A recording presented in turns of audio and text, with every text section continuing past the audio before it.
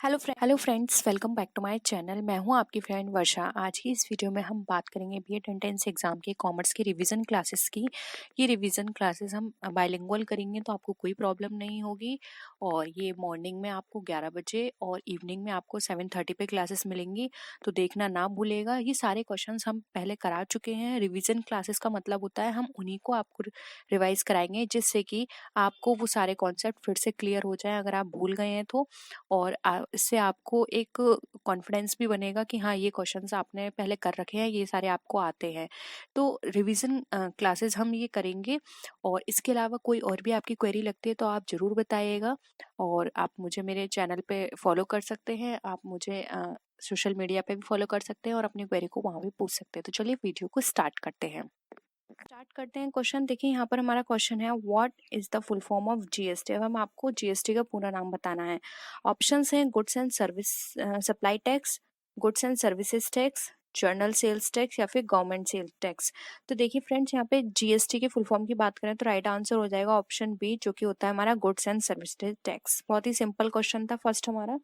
Second पर आते हैं। आई होप आपको ये भी इसका आंसर पता होगा। GST was implemented in India from, यानी कि जीएसटी भारत में कब लागू की गई थी। 1 जुलाई 2017, 1 अप्रैल 2017, 1 मार्च 2017 या 1 जुलाई 2017। अब यहाँ पे देखिए 2017 है, इट मीन 2017 में आया था। अब आपको मंथ्स पता हो करना है क्योंकि डेट भी सबकी सेम है। तो देखिए यहाँ पर इसका राइट आंसर हो जाएगा ऑप्शन नंबर डी, 1 जुलाई 2017 को जीएसटी हमारा इम्प्लीमेंट किया गया था इंडिया के अंदर। ठीक है, नेक्स्ट क्वेश्चन है in India the GST is a dual model of. अब इंडिया में जो जीएसटी है वो डुअल मॉडल किसका है? यूके, कनाडा, यूएसए, जापान या फिर चाइना। तो फ्रेंड्स, यहाँ आपको इसके ऑप्शन के अकॉर्डिंग बताना है। वैसे बात करें तो 3 कंट्री ऐसी हैं जो कि डुअल मॉडल पे चल रही हैं। ठीक है, तो अब आपको बताना है इसमें जो इसका राइट आंसर है। तो देखिए यहाँ पे ऑप्शन बी राइट आंसर हो जाएगा कनाडा। जबकि देखिए फ्रेंड्स, ब्राजील जो है वो भी जीएसटी के डुअल कॉन्सेप्ट पे चलती है। ठीक है, तो इंडिया, कनाडा एंड ब्राजील, ये 3 कंट्री हैं, आपको इसको अच्छे से याद रखना है। नेक्स्ट क्वेश्चन पे आते हैं। GST is a consumption of goods and services tax based on. अब जीएसटी माल और सेवा कर की खपत पर आधारित होता है। किसमें? डेवलपमेंट के बेसिस पर, डिविडेंड के, डेस्टिनी, ड्यूरेशन या फिर डेस्टिनेशन के। तो फ्रेंड्स, यहाँ पे देखिए जीएसटी कंजम्पशन की बात की जा रही है। तो देखिए यहाँ पर अगर हम बात करें तो इसका राइट आंसर हो जाएगा ऑप्शन ई, डेस्टिनेशन। अब ये डेस्टिनेशन किस तरह से होगा? तो देखिए फ्रेंड, जीएसटी जो होता है ये एक comprehensive multi stage tax destination based tax होता है, जो कि लेविड होता है। जो भी हमारे एवरी वैल्यू एडिशंस जो भी होते हैं उस पर ये लेविड होता है। ठीक है, तो जो डेस्टिनेशन बेस्ड होता है, मल्टी स्टेज है ये, इसलिए यहाँ पर इसका ऑप्शन यहाँ पे ई राइट आंसर होगा। ये बेस्ड ऑन डेस्टिनेशन है। नेक्स्ट क्वेश्चन पे आते हैं। इंडियाज जीएसटी स्ट्रक्चर आज based on how many structures. अब हमें स्ट्रक्चर बताने हैं कि इंडिया के जो जीएसटी स्ट्रक्चर हैं वो कितनी तरह के हैं, 6, 4, 3 या 5। तो देखिए यहाँ पर राइट आंसर हो जाएगा ऑप्शन नंबर बी, जो कि है हमारा 4। 4 स्ट्रक्चर पर बेस्ड है। अब आपको ये बताना है वो 4 स्ट्रक्चर कौन कौन से हैं। तो देखिए आप नोट कर लीजिए फ्रेंड्स। देखिए फर्स्ट है यहाँ पर हमारा, आप फर्स्ट नोट कर लीजिए जीरो रेट। ठीक है, जीरो रेट। सेकंड है हमारा लोअर रेट। ठीक है, थर्ड है हमारा स्टैंडर्ड रेट। ठीक है, थर्ड है स्टैंडर्ड रेट। फोर्थ है हमारा यहाँ पे हायर रेट। ठीक है, ये 4 तरह की हैं, 4 तरह के स्ट्रक्चर होते हैं। Zero rate, lower rate, standard rate और हायर रेट। ये चारों आप यहाँ पर अपने नोटबुक में लिख लीजिएगा अच्छे से। हो सकता है कि ये इसमें से आप भी कोई क्वेश्चन बन जाए कि वो कौन कौन सी हैं। ठीक है, नेक्स्ट आते हैं। अब देखिए यहाँ पर पूछा है the maximum rate of CGST is. अब सीजीएसटी की जो अधिकतम रेट है वो कौन सी है, ये पूछा गया है। 28, 12, 18 या फिर 20। तो देखिए अगर यहाँ पे बात करें हम सीजीएसटी की, अब आपको फ्रेंड्स सबसे पहले ये पता होना चाहिए सीजीएसटी क्या होता है। तो सीजीएसटी होता है central goods and services tax. ठीक है, सेंटर कर लीजिए या फिर central goods and services tax, ठीक है। अब देखिए यहाँ पर इसकी रेट पूछी गई, तो फ्रेंड्स यहाँ पे ऑप्शन से हमारे चारों ही गलत हैं, क्योंकि यहाँ पे सही ऑप्शन नहीं गिवन है। सही ऑप्शन है हमारा 40%। मैक्सिमम रेट है 40% की CGST के लिए, ठीक है। तो आप इसे नोट कर लीजिए 40%। नेक्स्ट क्वेश्चन पे आते हैं। अब यहाँ पे हमें पूछा गया है the maximum rate of SGST UTGST is. अब फ्रेंड सबसे पहले इनकी फुल फॉर्म आपको पता होनी चाहिए SGST की क्या होती है। तो देखिए SGST की फुल फॉर्म यहाँ पर होती है state goods and services tax, ठीक है। क्या हो गया? State goods and services tax. और देखिए यहाँ पर एक और आपको फुल फॉर्म दे रखी होगी UTGST। तो देखिए UTGST जो है इसकी फुल फॉर्म यहाँ पर होती है, UT का मतलब होता है यूनियन टेरिटरी। आप ये पूरा नाम लिख लीजिएगा, union territory goods and service tax, ठीक है। अब ये इन दोनों की फुल फॉर्म हो गई। अब यहाँ पर मैक्सिमम रेट इनकी पूछी हुई है। तो देखिए यहाँ पर अगर हम SGST की रेट की बात करें तो यहाँ पर इसका जो राइट आंसर है वो है यहाँ पे ऑप्शन नंबर C, जो कि है हमारा 20%। ये 20% होती है, ठीक है। नेक्स्ट आते हैं फ्रेंड्स, यहाँ पे एक और चीज आप लिख सकते हैं, ये तो सेंट्रल बेस्ड होते हैं। सेंट्रल में जितने भी गुड्स एंड सर्विसेज सेल किए जाते हैं उन सब के बेसिस पे लगाई जाती है। लेकिन UTGST के होते हैं, इसके अंदर जो भी हमारी सप्लाई होती है अल्कोहलिक लिकर की, ठीक है, ह्यूमन कंजम्पशन से रिलेटेड, वो UTGST में शामिल नहीं की जाती है, ठीक है। सिर्फ इतना ही डिफरेंस है, वो UTGST में शामिल नहीं की जाती है। नेक्स्ट आते हैं। अब यहाँ पर हमें कोड्स पूछे हुए हैं। Which code is use to classify goods and services under GST, यानी कि GST के अंदर गुड्स एंड सर्विसेज को जब क्लासीफाई करते हैं तो कौन सा कोड यूज करते हैं, आपको ये बताना है। HSN कोड, SAC और HSN, GST और SAC। तो देखिए फ्रेंड्स, यहाँ पर आपको पहले सारे कोड के बारे में मैं आपको बता देती हूँ। देखिए यहाँ पे SAC कोड दे रखा है, इसकी फुल फॉर्म होती है सर्विसिंग अकाउंटिंग कोड। कई जगह आपको सर्विस मिलेगी, तो आप देख लीजिएगा, सर्विसिंग अकाउंटिंग कोड, ये इसकी फुल फॉर्म है। अब देखिए ये SAC है, यहाँ भी SAC की यही फुल फॉर्म है। अब आप HSN की देख लीजिए, तो देखिए HSN की फुल फॉर्म होती है हार्मोनाइज्ड सिस्टम नोमेनक्लेचर। मैं ऊपर लिख देती हूँ नोमेनक्लेचर की स्पेलिंग, नोमेनक्लेचर, CLATURE, ठीक है। हार्मोनाइज सिस्टम नोमेनक्लेचर, ये HSN की फुल फॉर्म है। GST की तो आपको पता ही है, गुड्स एंड सर्विसेज टैक्स, ठीक है। तो देखिए यहाँ पर अगर हम बात करें गुड्स एंड सर्विसेज टैक्स को क्लासिफाई करने की, तो यहाँ पे ऑप्शन बी राइट आंसर है, क्योंकि SAC और HSN होते हैं, ये दोनों ही यूज किए जाते हैं जब हम गुड्स एंड सर्विस दोनों को क्लासिफाई करते हैं। जबकि SAC सिर्फ सर्विस से रिलेटेड होता है, गुड्स से रिलेटेड नहीं होता है। लेकिन यहाँ हम गुड्स एंड सर्विस दोनों की बात करें, इसलिए ये दोनों कोड आएंगे हमारे। आई होप ये आपको क्लियर होगा। एक और चीज आप नोट कर लीजिए अपनी नोटबुक में, ये HSN जो होता है, HSN, इसके अंदर जो कोड होते हैं वो हमारे डिजिट्स में गिवन होते हैं। और ये डिजिट्स में कैसे होते हैं, ये 2 डिजिट होते हैं, 4 डिजिट होते हैं, 6 डिजिट में होते हैं और 8 डिजिट में। ये इतने डिजिट में ये वाले कोड मेंशन किए जाते हैं, 2 4 6 8 के डिजिट में ये कोड होते हैं, ठीक है। तो ये था हमारा। आई होप ये कॉन्सेप्ट आपको क्लियर हुआ होगा। नेक्स्ट आते हैं। अब what does I in the IGST stands for. अब IGST में आई का क्या मतलब है, आपको ये बताना है। तो देखिए यहाँ पर IGST में ऑप्शन है इंटरनल, इंटीग्रेटेड, इंटरनल या फिर यहाँ पर इंट्रा। तो देखिए यहाँ पर जो राइट आंसर होगा वो होगा ऑप्शन नंबर बी, जो कि हमारा इंटीग्रेटेड। इसकी फुल फॉर्म होती है integrated goods and service tax, ठीक है। अब देखिए यहाँ पे जो इंटीग्रेटेड जो होते हैं, यहाँ पर ये बात की गई है कि IGST जो चार्ज किए जाते हैं, लेविड होते हैं, वो सेंट्रल के द्वारा होते हैं। और ये इंटर स्टेट सप्लाई जो होती है गुड्स एंड सर्विसेज की इंटर स्टेट में, उन पर ये चार्ज किया जाता है, तब ये यूज होती है IGST, ठीक है। इंटर स्टेट में जो भी गुड्स एंड सर्विसेज होंगे ट्रांजेक्शन्स, उसके बेसिस पर IGST को क्या किया जाता है, चार्ज किया जाता है। तो आई होप आपको ये भी क्लियर हुआ होगा। नेक्स्ट क्वेश्चन पे आते हैं।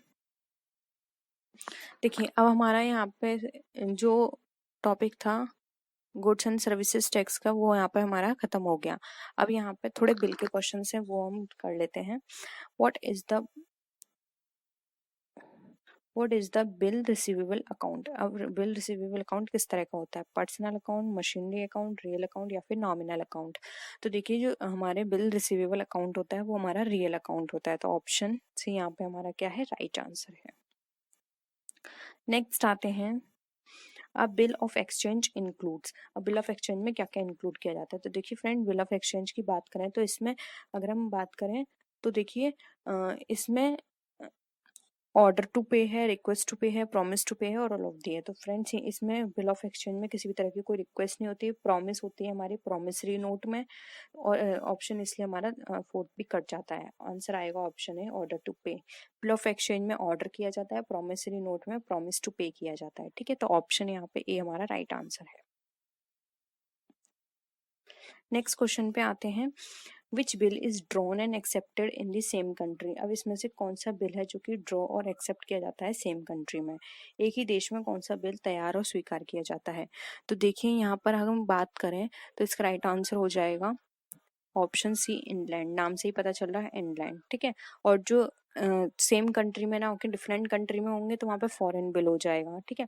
अब एक और चीज़ याद रख लीजिए, यहाँ पे ट्रेड बिल है, तो ट्रेड बिल जो होता है वो ट्रेडिंग जब एक पर्सन से दूसरे पर्सन यानी कि दो पार्टीज के बीच में कोई भी ट्रेडिंग ट्रांजेक्शन्स होंगे वहाँ ट्रेडिंग बिल होगा। और जो फॉरेन बिल होता है वो अदर कंट्रीज के साथ जब हम डीलिंग करते हैं तब होता है। और एकोमोडेशन बिल एक बिजनेसमैन दूसरे बिजनेसमैन की हेल्प करने के पर्पज से जब वो उसको बिल देता है तो वो एकोमोडेशन बिल कहलाता है, ठीक है। तो ये हो गए हमारे इनकी मीनिंग। नेक्स्ट आते हैं, who draws a bill of exchange. अब बिल ऑफ एक्सचेंज जो है वो कौन ड्रॉ करता है या लिखता है, क्रेडिटर, डेटर, होल्डर या फिर नन ऑफ द अबव। तो यहाँ पर बात करें तो जो होल्डर होता है, बिल का होल्डर है, वो ड्रॉ करेगा, ठीक है। और वो डेटर, क्रेडिटर, ठीक है। हम यहाँ पे होल्डर की बात करें, होल्डर करेगा, ऑप्शन सी राइट आंसर है।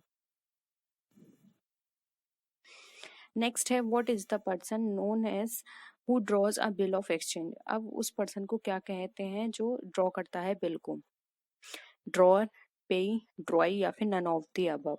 तो देखिए जो बिल को ड्रॉ करता है उसकी हम बात करें तो यहाँ पे उसको बोला जाता है ड्रॉअर, और जिसको बिल दिया जाता है वो कहलाता है ड्रॉई, और जो उसका पेमेंट लेता है उसको पेमेंट करता है वो बोलते हैं पे। तो देखिए यहाँ पे ऑप्शन ए राइट आंसर है, ड्रॉअर। जो ड्रॉ करता है यानी कि बिल को लिखता है वो ड्रॉअर कहलाता है। नेक्स्ट है, what are the 3 additional days known as that drawer gives to the drawer for payment. यानी कि वो जो भी मेंशन मैच्योरिटी टाइम होता है, जैसे कि 3 महीने का टाइम है, उसमें जो 3 दिन एडिशनल उनको दिए जाते हैं उनको क्या कहा जाता है, conditional days, additional days, days of grace या फिर डेज ऑफ रिबेट। तो फ्रेंड्स उन 3 दिन को कहा जाता है डेज ऑफ ग्रेस। जैसे कि फॉर एग्जाम्पल अगर 15 मार्च को उसकी मैच्योरिटी होने वाली है बिल की, तो उसका पेमेंट कितना होगा, 18 मार्च, ठीक है, 3 दिन ऐड करके, ठीक है। तो यहाँ पर उनको बोला जाता है डेज ऑफ ग्रेस, ऑप्शन।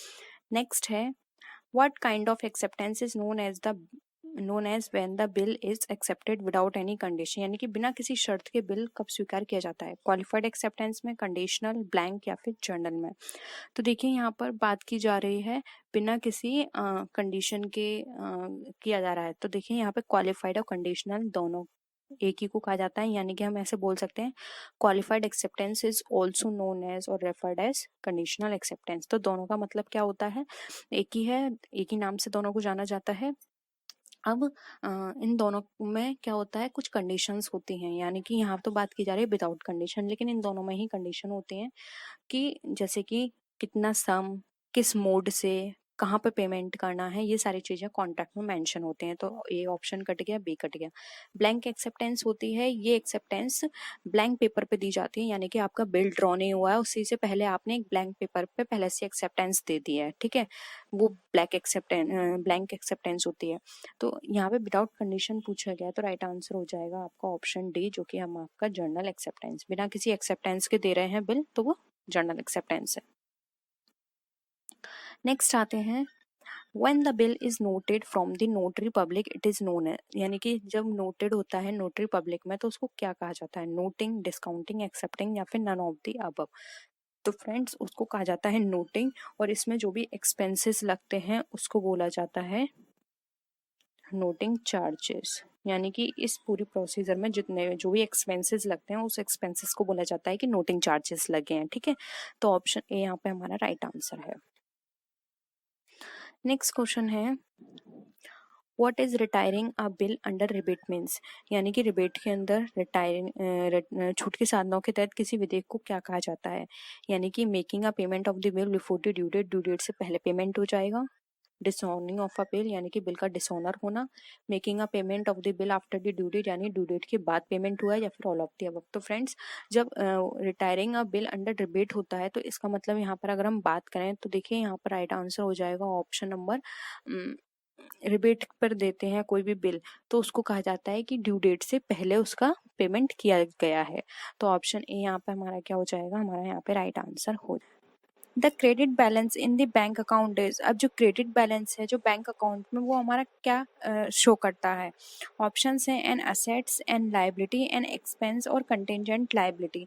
तो देखिए यहाँ पर अगर हम बात करें क्रेडिट बैलेंस की जो कि हमारा बैंक अकाउंट के अंदर शो करता है तो ये शो करता है हमारी लाइबिलिटी को, जबकि अगर हम डेबिट बैलेंस की बात करें तो हमारे असेट्स को शो करता है। इसलिए यहाँ पे ऑप्शन जो है हमारा 2 वो हमारा राइट आंसर होगा। नेक्स्ट है returns outward book makes record of, यानी कि रिटर्न आउटवर्ड बुक जो होती है वो किसका रिकॉर्ड करती है।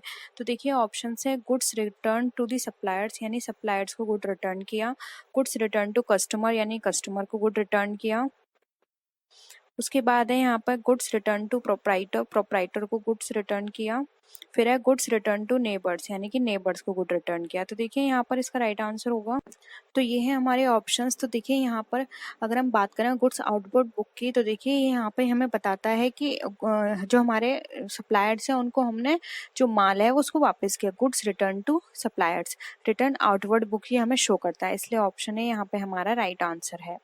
नेक्स्ट क्वेश्चन पे आते हैं। नेक्स्ट क्वेश्चन है हमारा cash book prepared on impressed system in, अब जो कैश बुक है वो इम्प्रेस सिस्टम में दिखाई जाती है तो वो किस तरह की होती है, 2 कॉलम कैश बुक की तरह, प्रिटी कैश बुक या फिर परचेज बुक। तो देखिए यहाँ पर अगर हम बात करें तो जो इम्प्रेस सिस्टम के अंदर हम अपनी कैश बुक प्रिपेयर करते हैं वो हमारी प्रिटी कैश बुक कहलाती है। Friends mainly petty cash book वो कैश बुक होती है जिसके अंदर हम जो छोटे छोटे हमारे जो खर्चे होते हैं हम उसको इंक्लूड करते हैं, फिर बाद में जब हम उसको उससे रिलेटेड अकाउंट में पोस्टिंग करते हैं तो डायरेक्ट एक अगर हम एक आइटम के रूप में उन सबको इंक्लूड कर लेते हैं। फॉर एग्जाम्पल जैसे कि हमने स्टेशनरी में खरीदे पेन, पेंसिल्स, इरेजर, स्केल, ये सारी चीज़ें खरीदी तो प्रिटी कैश बुक में तो ये अलग अलग मेंशन कर दी जाएगी, लेकिन जब हम इसकी पोस्टिंग करेंगे जर्नल में या फिर अदर इससे रिलेटेड लेजर में तो वहाँ पर हम पोस्टिंग करेंगे एज अ स्टेशनरी, वहाँ पे ये अलग अलग आइटम शो नहीं किए जाएंगे, वहाँ पे एज अ स्टेशनरी शो किया जाएगा। प्रिटी कैश बुक का मेन पर्पस होता है जैसे जो भी एक्सपेंस हो रहा है उसको उसी टाइम रिकॉर्ड करना, ठीक है, क्योंकि छोटे छोटे खर्चे ऐसे होते हैं बाद में हम भूल जाएंगे तो प्रिटी कैश बुक में उसी टाइम नोट कर लिए जाते हैं, फिर बाद में जब उसको उससे रिलेटेड जो पोस्टिंग होती है जब वहाँ पर उसको ट्रांसफ़र किया जाता है तो एक बड़े हेड में उन सारे छोटे खर्चों को एक बड़े अमाउंट में लिख दिया जाता है, तो वो हमारा प्रिटी कैश बुक इसमें मदद करता है। ठीक है, तो एक तरह से ये यहाँ पर क्या हो गया, छोटे छोटे खर्चे हम भूले भी नहीं और साथ ही साथ हमारी पूरी हमारे पास इंफॉर्मेशन भी है, कभी हमें पता चले कि फॉर एग्जांपल स्टेशनरी है वो हमारी ज़्यादा अमाउंट की आ गई तो हम बाद में एज अ रेफरेंस देख सकते हैं कि इस स्टेशनरी में एक्चुअल में हमने कौन कौन से आइटम परचेज किए हैं। ठीक है, तो ये था हमारा petty cash book, option 3 right answer है। नेक्स्ट आते हैं the statement send along with purchase return is, अब खरीद रिटर्न के साथ भेजा गया बयान क्या कहलाता है, credit note, bills payable book, debit note या फिर परचेस रिटर्न बुक। तो देखिए यहाँ पर बात की जा रही है एक स्टेटमेंट की जो कि हम परचेस रिटर्न करते हैं तो उसके साथ हमें एक नोट भेजना होता है, उसको हम क्या बोलते हैं। तो देखिए यहाँ पर इसका राइट आंसर होगा ऑप्शन नंबर ए जो कि हमारा है क्रेडिट नोट, वो क्रेडिट नोट कहलाता है क्योंकि उस पर पूरा मेंशन होता है कि हमने इतने रुपए का माल सेंड किया है, ठीक है, परचेस रिटर्न किया है, तो ऑप्शन ए यहाँ पे हमारा राइट आंसर हो जाएगा। बिल पेबल बुक में जो भी हम बिल पे करते हैं उसके बारे में मेंशन होता है, तो ये नहीं होगा। डेबिट नोट हमारा जब भी हम किसी भी तरह का कोई भी सेल्स रिटर्न चीज़ होती है तब हम लिखते हैं। और परचेस रिटर्न बुक हमारी परचेस रिटर्न से रिलेटेड होता है, लेकिन वो कोई स्टेटमेंट नहीं होता। स्टेटमेंट में सिर्फ क्रेडिट नोट आएगा, ठीक है। नेक्स्ट आते हैं bank reconciliation statement is prepared by. अब जो बैंक रिकन्सिलेशन स्टेटमेंट होता है, ये क्वेश्चन फ्रेंड्स बहुत पूछा जाता है, बहुत सिंपल है। Customer, bank, reserve bank of India या फिर इधर बी और सी। तो फ्रेंड्स जो बैंक रिकन्सिलेशन या फिर जिसको आप शॉर्ट में बोलते हो BRS, ये प्रिपेयर किया जाता है कस्टमर ऑफ द बैंक, ठीक है। कस्टमर ये देखता है कि बैंक में जो भी ट्रांजेक्शन्स उसके द्वारा किए जा रहे हैं बैंक से, बैंक उसकी सही टाइम पर पोस्टिंग कर रही है या नहीं, या उसके पास जो बुक है पासबुक उसमें सही एंट्री की जा रही है नहीं। तो इन दोनों को मैच करने के लिए वो जो स्टेटमेंट बनाता है उसे बोलते हैं BRS, यानी कि bank reconciliation statement, cash book का पासबुक से मिलान करने के लिए, ठीक है। नेक्स्ट आते हैं फ्रेंड्स, ये थोड़ा बड़ा क्वेश्चन है तो मैं इसका फ़ॉन्ट साइज छोटा कर रही हूँ। तो आई होप आपको ये क्लियर होगा, या फिर आप 2 बार देख लीजिए। पहले आप क्वेश्चन पढ़ लीजिए। देखिए क्वेश्चन है हमारा, while preparing bank reconciliation statement, checks paid into bank but not yet cleared are। यानी कि जब आप बैंक रिकन्सिलेशन स्टेटमेंट प्रिपेयर करते हैं तो चेक जो आपका बैंक में पेड हो गया है लेकिन वो अभी तक क्लियर नहीं हुआ है। हिंदी में भी देख लीजिए, बैंक सुलह बयान तैयार करते समय बैंक में भुगतान किए गए चेक भुगतान तो कर दिए हैं आपने, लेकिन अभी तक वो क्लियर नहीं हुआ है, यानी कि वहाँ पर सबमिट नहीं हुए एक तरह से बैंक के द्वारा। तो ठीक है, ऑप्शंस देखिए यहाँ पर कौन क्या क्या हो सकता है। 4 ऑप्शंस हैं हमें यहाँ पर। देखिए, added to balance as per cash book to arrive at the balance as per passbook, या फिर deducted to the balance as per cash book to arrive at the balance as per passbook. फिर है divided in the balance as per cash book to arrive at the passbook, और multiplied to the balances as per cash book to arrive at the balance as per the passbook. अब friends यहाँ पर आप देखिए, यहाँ पर इन्होंने 4 options आपको प्रोवाइड किए हैं, ठीक है। तो देखिए 4 ऑप्शंस के अकॉर्डिंग आपने एक चीज़ देखी होगी, जब भी हम BRS बनाते हैं तो या तो वहाँ पर हम चीज़ें ऐड करते हैं या लेस करते हैं, जबकि यहाँ पर क्या है मल्टीप्लाई। तो ये कट गया ऑप्शन। यहाँ में डिवाइड का ऑप्शन दे रखा है तो ये कट गया, क्योंकि ना ही हम कोई भी स्टेटमेंट कोई भी एंट्री होती है उसको डिवाइड करते हैं, ना ही मल्टीप्लाई, सिर्फ ऐड करते हैं या फिर लेस करते हैं कोई भी आइटम। तो अब हमें ऑप्शन ए या 2 में से देखना है। तो देखिए यहाँ पर ये था कि जो जो चेक है वो बैंक में दे दिया गया है लेकिन वो क्लियर नहीं हुआ है। तो इसका मतलब क्या है कि आपने तो उसको ऐड कर लिया होगा कि अब हमारे अकाउंट में इतने रुपए हो गए, लेकिन सच में तो अभी वो क्लियर हुआ नहीं है, तो अकाउंट में तो अभी उतने रुपए हुए नहीं, तो आपको क्या करना पड़ेगा, डिडक्ट करना पड़ेगा। तो यहाँ पे देखिए ऑप्शन 2 राइट आंसर होगा, deduct to the balance as per cash book और arrive at the balance as per passbook, ठीक है। तो ये आपका ऑप्शन करेक्ट होगा, ऑप्शन 2। आई होप ये भी ऑप्शन आपको क्लियर हुआ होगा। नेक्स्ट आते हैं errors which affect one account can be. अब हमें ऐसे एरर्स बताने हैं जो सिर्फ एक अकाउंट को इफेक्ट करते हैं। तो ऑप्शंस देख लीजिए, errors of omission, error of principle, error of posting या फिर एरर ऑफ कमीशन। तो देखिए यहाँ पर ये बात कर रहे हैं एक अकाउंट को इफेक्ट करे। तो देखिए फ्रेंड्स, अगर एरर ऑफ ओमिशन होगा तो ये एक अकाउंट से रिलेटेड नहीं है, प्रिंसिपल डबल अकाउंट से रिलेटेड होता है, कमीशन भी नहीं होगा। एरर ऑफ पोस्टिंग हमारे एक अकाउंट से रिलेटेड हो सकता है कि हमने एक अकाउंट में पोस्टिंग नहीं की है, ठीक है। तो यहाँ पे ऑप्शन 3 जो है वो इसका राइट आंसर हो जाएगा। पोस्टिंग से रिलेटेड चीज़ें हमारी वन अकाउंट में इफेक्ट करेंगी, जबकि प्रिंसिपल दोनों पर बेस्ड होगा, ओमिशन भी दोनों पर बेस्ड होगा और कमीशन भी हमारे दोनों साइड बेस्ड होगा। इसलिए ऑप्शन 3 यहाँ पर हमारा राइट आंसर है। नेक्स्ट आते हैं errors of carry forward from 1 year to another year effect, यानी कि एक वर्ष से दूसरे वर्ष तक आगे ले जाने की त्रुटियां क्या कहलाती हैं। पर्सनल अकाउंट से होती हैं, रियल अकाउंट से, नॉमिनल अकाउंट से, या फिर both personal and real account से। तो देखिए यहाँ पर errors of carry forward from 1 year to, अब देखिए 1 ईयर से सेकंड ईयर में हम क्या ले जाते हैं, बैलेंस शीट। तो आपको देखिए घुमाकर ये क्वेश्चन आपसे कर लिया गया है, एक तरह से आपको ये बताना है कि बैलेंस शीट में कौन कौन सी चीज़ें जाती हैं, ठीक है। तो फ्रेंड्स यहाँ पर अगर हम बात करें तो देखिए यहाँ पर एक साल से दूसरे साल में फॉरवर्ड की बात कर रहे हैं, ठीक है। इसका मैंने आपको एक हिंट दे दिया है, इसका आंसर आपको खुद बताना है, ठीक है। मैंने आपको हिंट दे दिया है। अब देखिए BRS से ही रिलेटेड है एक और क्वेश्चन हमारा। Which of the following errors is an error of omission. अब हमें बताना है एरर ऑफ ओमिशन से रिलेटेड इसमें से कौन सी एरर है। ऑप्शन 1 है sale of 800 rupees was written in the purchase journal, यानी कि 800 रुपये की आपकी सेल हुई है लेकिन आपने परचेज जर्नल में लिख दी है। सेकंड ऑप्शन है wages paid to the Sohan, यानी कि सोहन को वेजेस पेड की और वो उसकी लेकिन अकाउंट में डेबिट कर दी है। फिर है the total of sales journal, यानी कि सोशल जर्नल का जो टोटल है वो आपने सेल्स अकाउंट में पोस्ट नहीं किया है। नेक्स्ट है the total of sales journal has posted to the sales account, अब जो टोटल है वो सेल्स अकाउंट में आपने पोस्ट कर दिया है। अब आपको यहाँ पे क्या बताना है, ओमिशन बताना है कि इसमें से कौन सा एरर ऑफ ओमिशन है।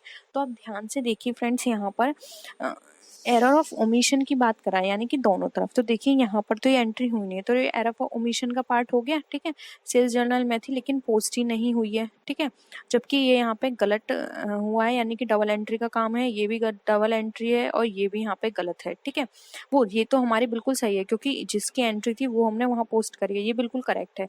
लेकिन ऑप्शंस के अकॉर्डिंग देखें तो यहाँ पे ऑप्शन थर्ड हमारा राइट आंसर हो जाएगा। आई होप ये भी आपको क्वेश्चन क्लियर हुआ होगा। तो ये थे हमारे क्वेश्चंस। आई होप आपको ये सारे क्वेश्चंस क्लियर हुए होंगे। किसी भी तरह की कोई भी क्वेरी हो तो ज़रूर बताइएगा। आज के लिए इतना ही। वीडियो कैसी लगी कमेंट सेक्शन में ज़रूर बताइएगा। वीडियो को लाइक कीजिए, फ्रेंड्स या शेयर कीजिए, और अभी तक चैनल को सब्सक्राइब नहीं किया तो प्लीज़ चैनल को सब्सक्राइब कर लीजिए। नेक्स्ट वीडियो में फिर मिलते हैं और भी अच्छी वीडियोज़ के साथ। तब तक के लिए टेक केयर, बाय बाय।